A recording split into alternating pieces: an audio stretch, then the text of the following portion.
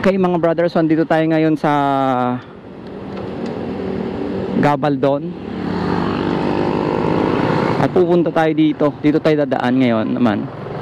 Ito yung daanan papuntang Salcedo. So city tour tayo.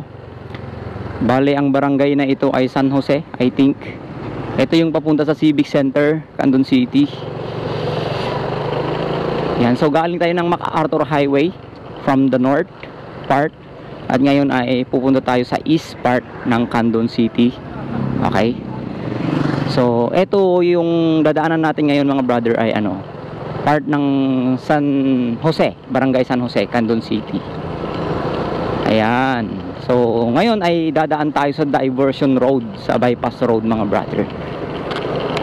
Yon, sa mga nakapanood nung last vlog ko kung saan dadaan sa bypass road dun sa galing ka sa north, kung galing ka ng Santiago, okay, tinuro ko doon.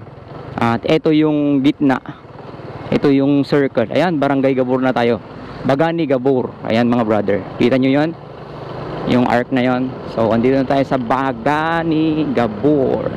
Shout out sa lahat ng mga taga Bagani Gabor, Candon City. Ang ganda ng daan nila dito, tsaka ang lalaking mga puno, acacia, yung mga ito, lalaki oh. Ayun, si nanay naka e-bike. So malapit na tayo sa bypass road mga brother.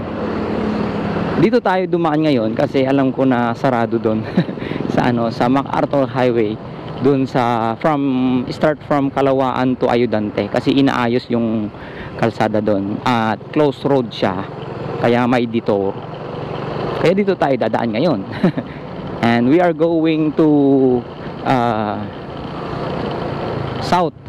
Okay, papunta tayo ng going to Tagudin. Okay, yun yung dadaanan natin, pero hindi tayo pupunta sa Tagudin. At ito na yung circle, nakikita nyo? Oh, yung kabayo. And then mag-turn left lang tayo mga brother. Ito. Ayan, turn left at bypass road na.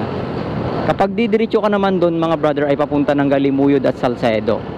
Okay, kung hindi ka mag-turn left, diretsuin mo lang. Ayan, so tuloy ang biyahe. So bypass road na tayo mga brother. Sana may taga-pitik dito. Okay, may ganito talaga dito sa bypass road, oh. Ang daming mga sasakyan. Yun. Okay. Ayun, oh.